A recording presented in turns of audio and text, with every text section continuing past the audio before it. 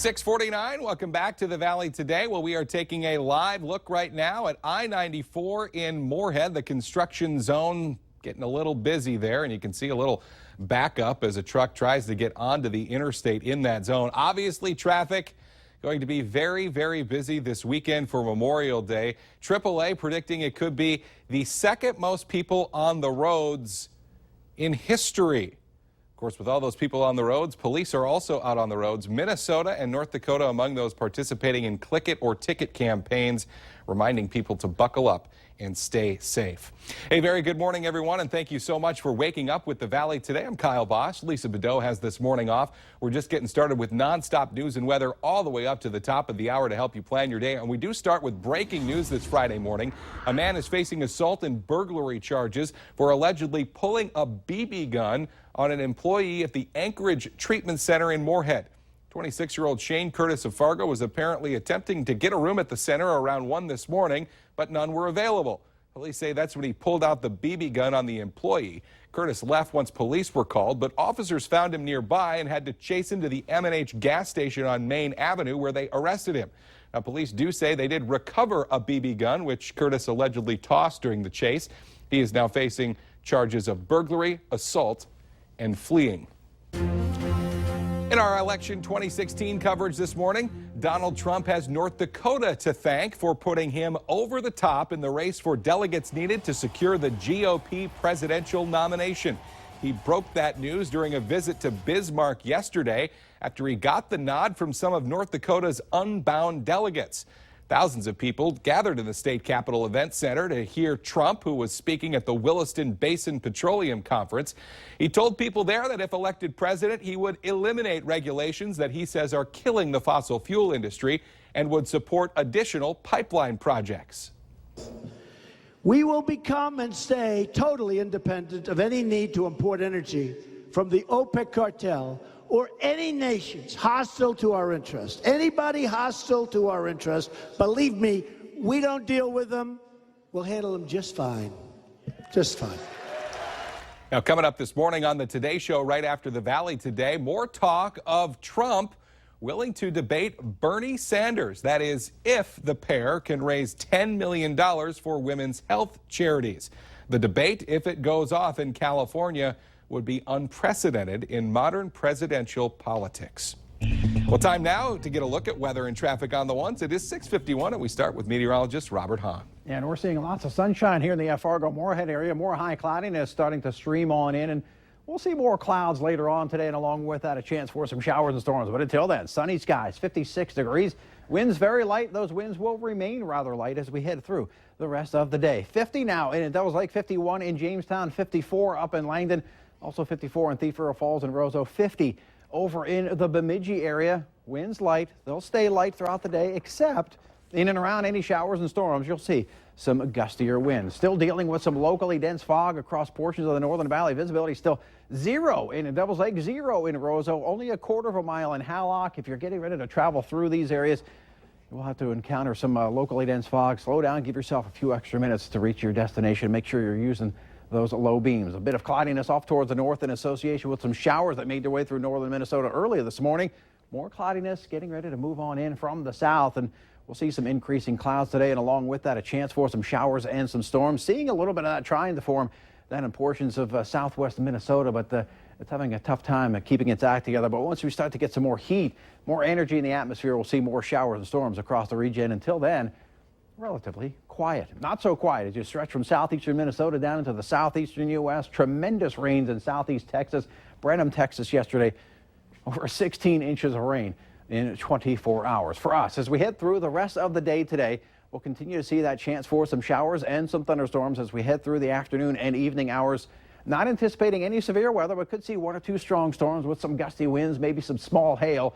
And, of course, lightning is always a big hazard with any thunderstorm across the region. As we head through the day tomorrow, we'll start off the day with relatively quiet conditions, but a pretty good chance for some showers and thunderstorms as we head through the afternoon and evening hours, and with more clouds and more precipitation around. That's going to hold our temperatures down into the 60s and low 70s. By tomorrow evening, that activity should start to wind on down. As we head through the holiday weekend, some thunderstorms, especially Friday and Saturday.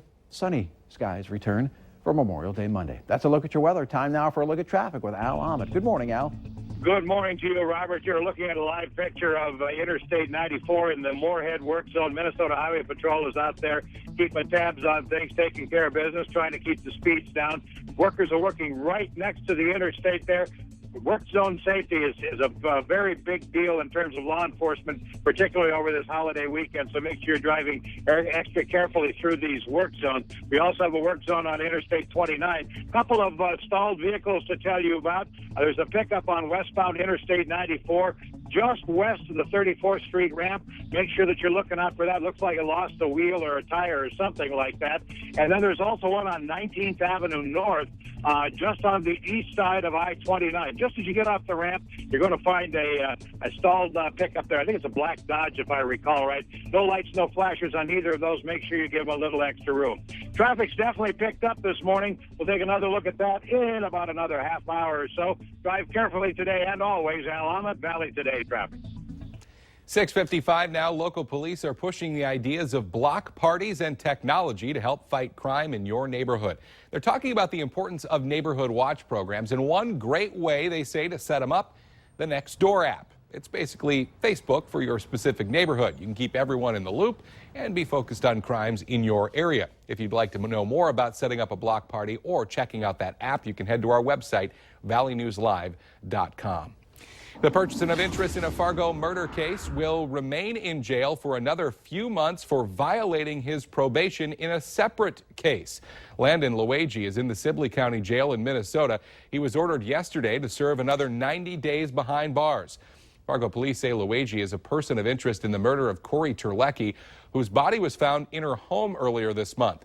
So far, investigators have not been able to speak with him about the case because he's retained a lawyer.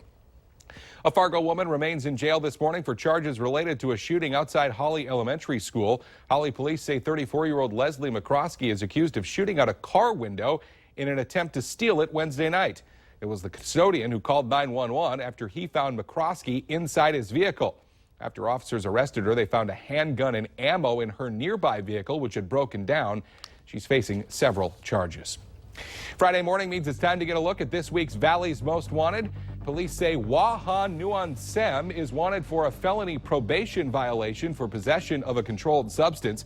We have his picture up on your TV screen right now. Call your local law enforcement if you have any information.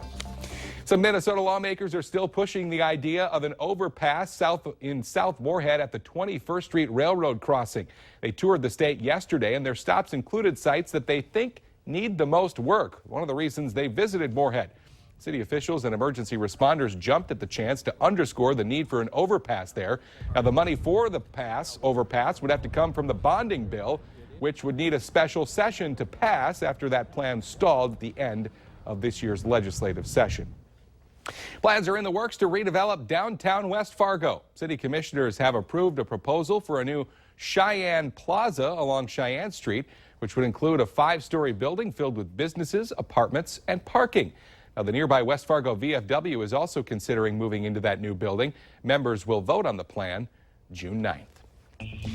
We've got a new What Is It for you on this Friday morning. Mathesons Printing Company off NP Avenue and University in downtown Fargo is closed, and developers are working on some new plans for that space.